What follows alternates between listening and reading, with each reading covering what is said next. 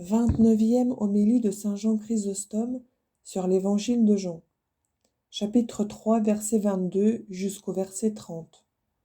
Après cela, Jésus étant venu en Judée, suivi de ses disciples, il est demeuré avec eux et y baptisait. Rien n'est plus illustre, rien n'est plus fort et plus puissant que la vérité. Comme aussi rien n'est plus bas, rien n'est plus faible que le mensonge. Il a beau se déguiser, facilement on le démasque, facilement on le dissipe. La vérité, au contraire, se montre à nu à tous ceux qui veulent contempler sa beauté.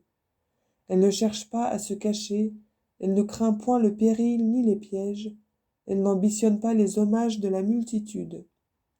Rien d'humain n'a d'empire sur elle, mais supérieure à tous les pièges qu'on lui tend, elle les voit sans s'ébranler. Ceux qui se réfugient dans son sein y trouvent un asile assuré. Ils y sont gardés comme dans une forteresse imprenable.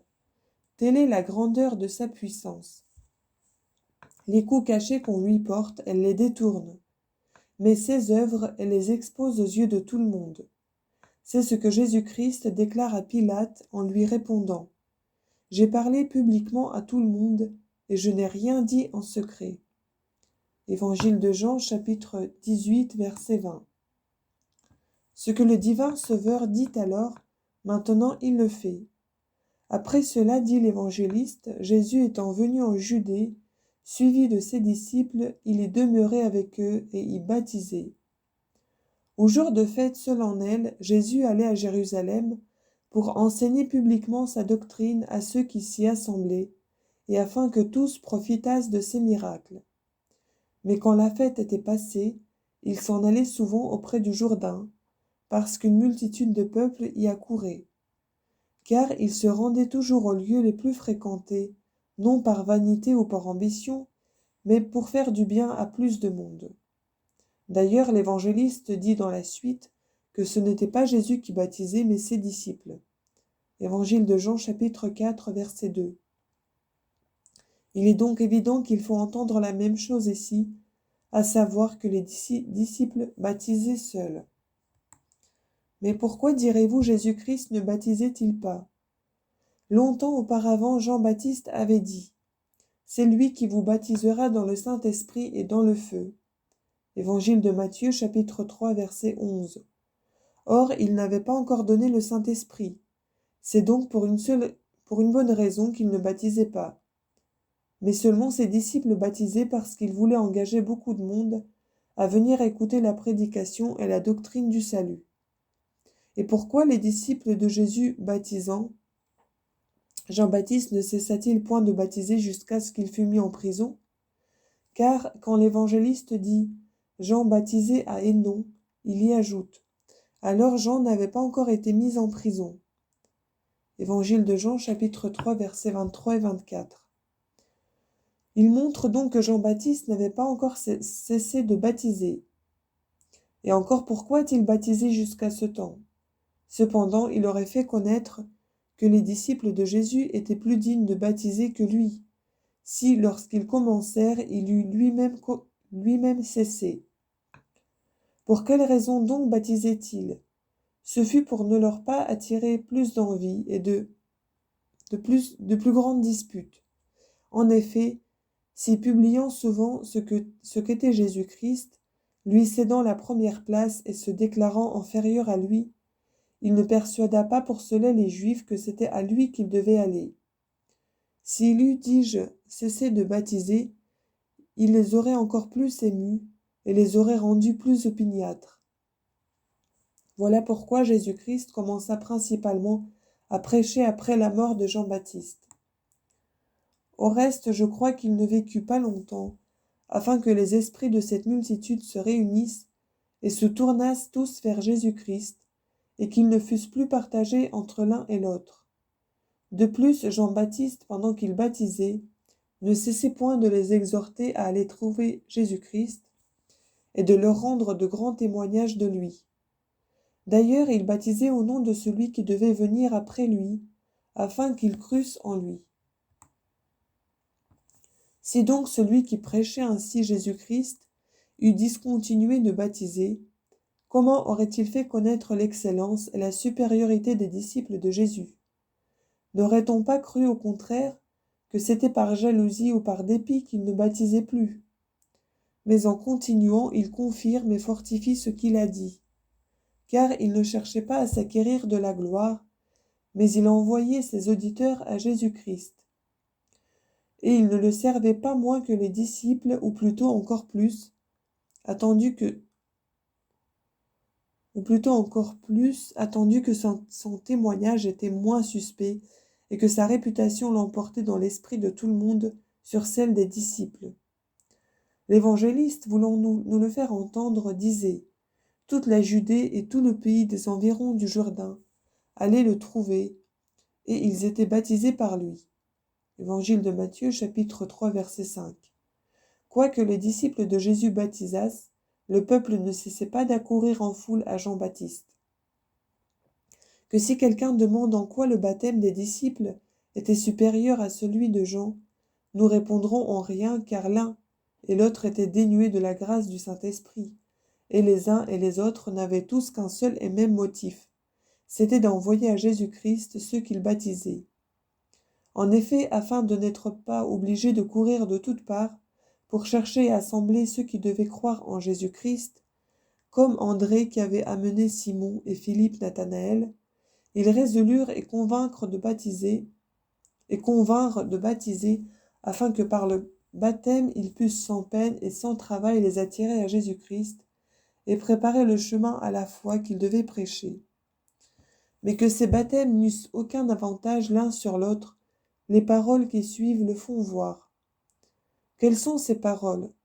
Il s'excita une dispute entre les disciples de Jean et un juif touchant la purification.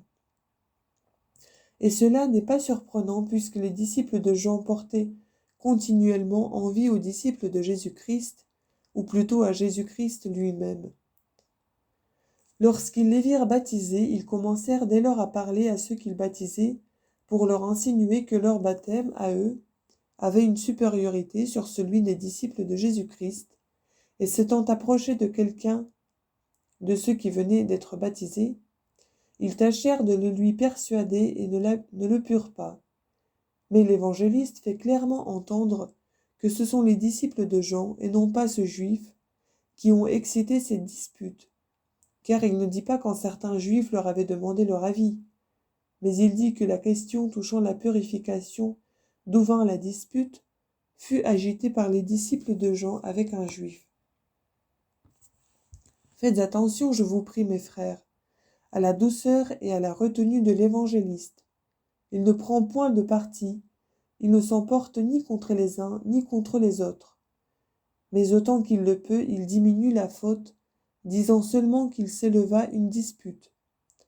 Toutefois, la suite fait bien voir que c'est par jalousie que ses disciples avaient excité la dispute. Mais il le rapporte encore avec bien de la modération, car il dit: ils vinrent retrouver Jean et lui dirent: Maître, celui-là qui était avec vous au-delà du Jourdain, auquel vous avez rendu témoignage, baptise maintenant et tous vont à lui. C'est-à-dire celui que vous avez baptisé, car c'est ce que signifie ce mot, à celui auquel vous avez rendu témoignage. En d'autres termes, celui que vous avez illustré et que vous avez rendu célèbre, ose imiter ce que vous faites. Il nous garde de dire celui que vous avez baptisé.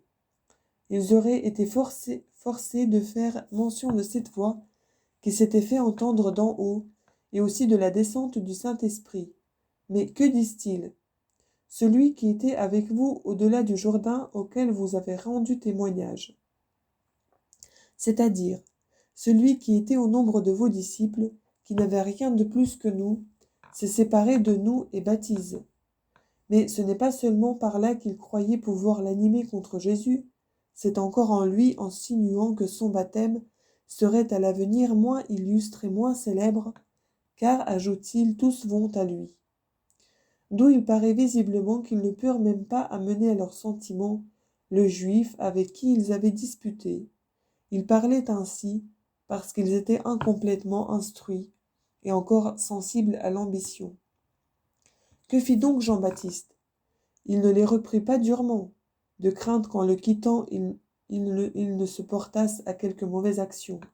Mais que leur dit-il?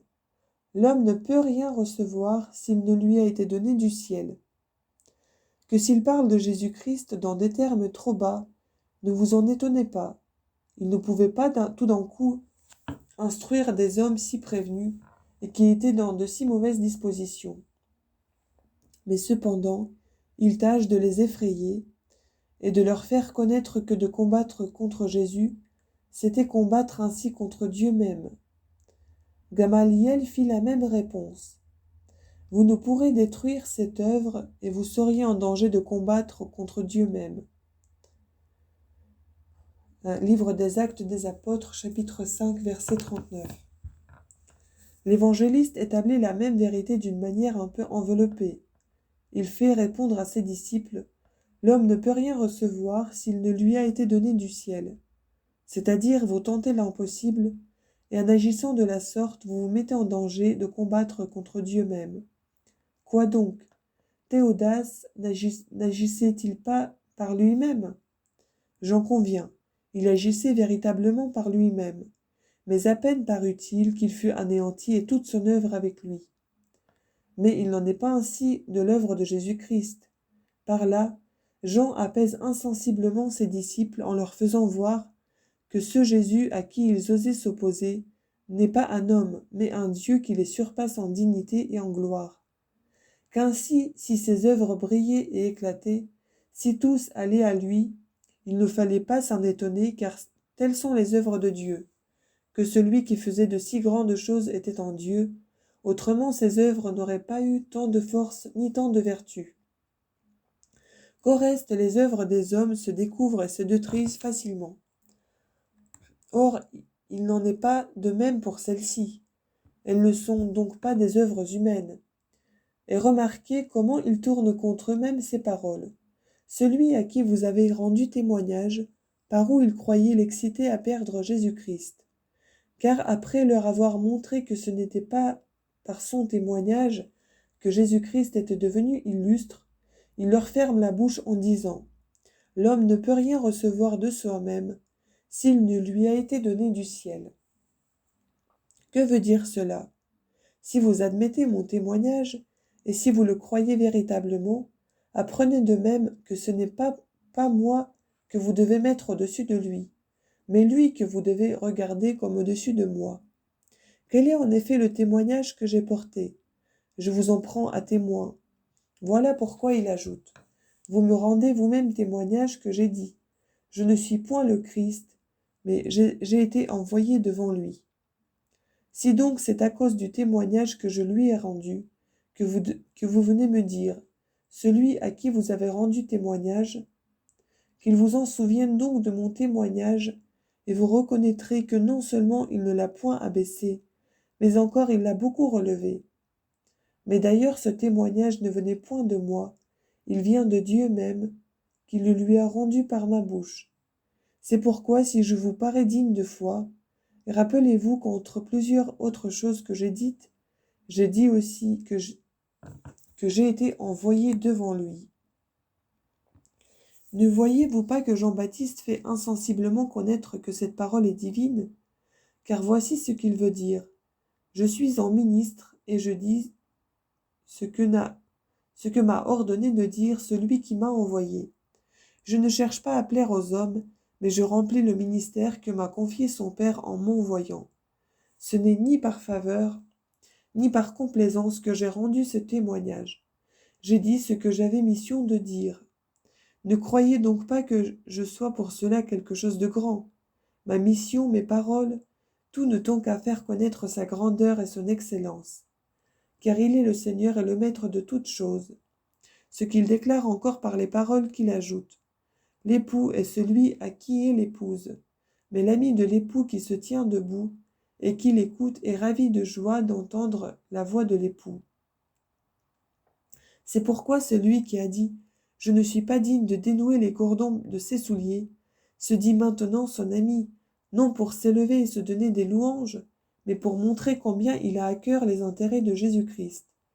que ce qui se passe ne se fait point malgré lui, ni contre sa volonté, mais à son grand contentement, et qu'il n'a rien dit, qu'il n'a rien fait, qui ne tendit à cette unique fin. Voilà ce qu'il fait très prudemment connaître par le nom d'ami. En effet, dans les mariages, les serviteurs de l'époux n'ont ni tant de joie ni tant de plaisir que ses amis. Jean-Baptiste ne se dit donc pas égal en dignité à l'époux, à Dieu ne plaise, mais il se dit son ami, pour marquer l'excès de sa joie et pour se mettre à la portée de ses disciples. Il a déjà fait entendre qu'il n'est qu'un envoyé, qu'un ministre en se disant envoyé devant lui. C'est pourquoi il se dit l'ami de l'époux, et aussi parce qu'il voyait ses disciples souffrir de ce qu'on allait à Jésus-Christ. Par là, il leur fait voir que non seulement cela ne lui fait aucune peine, mais encore qu'il s'en réjouit extrêmement. Puis donc que je suis venu, dit-il, pour travailler et contribuer à ce grand ouvrage, bien loin de m'attrister que tous aillent à Jésus-Christ, j'aurais au contraire une douleur extrême s'il en était autrement. Si l'épouse n'allait pas trouver son époux, c'est alors que je m'affligerais. Mais non, maintenant que je vois réussir mes efforts, que je vois réussir nos efforts. Son œuvre s'accomplit, c'est un sujet de gloire. Pour nous, ce que nous désirions avec tant d'ardeur se réalise. L'épouse connaît son époux. Et vous-même, vous m'en rendez témoignage quand vous me dites « tous vont à lui ». Voilà ce que je voulais, et c'est pour cela que j'ai tout fait. Aussi témoin de cet heureux succès. Je m'en réjouis, je tressaille, je bondis d'allégresse. Mais que signifient ces paroles ? L'ami de l'époux qui se tient debout et l'écoute est ravi de joie, d'entendre la voix de l'époux. Jean-Baptiste se sert ici d'une parabole pour arriver à son sujet, car en parlant d'époux et d'épouse, il montre comment se font les fiançailles, à savoir, par la parole et par la doctrine. C'est ainsi que l'Église est fiancée à Dieu.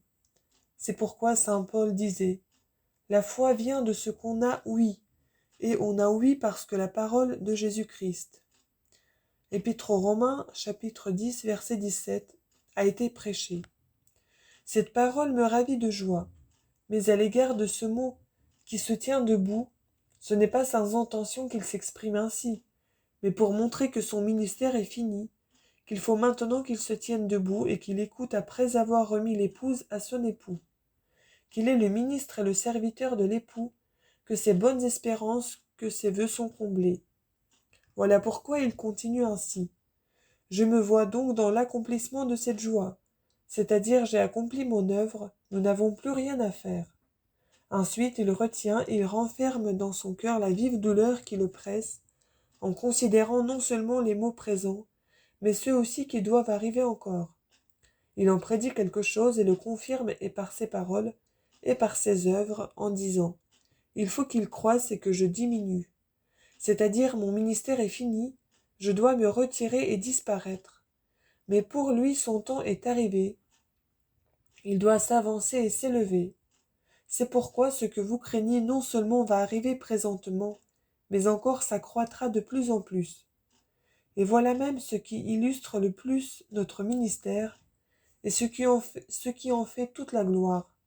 C'est pour cela que j'ai été son précurseur, et je suis ravi de joie de voir que l'œuvre de Jésus-Christ ait un si grand et si heureux succès, et que le but vers lequel ont tendu tous nos efforts soit désormais atteint.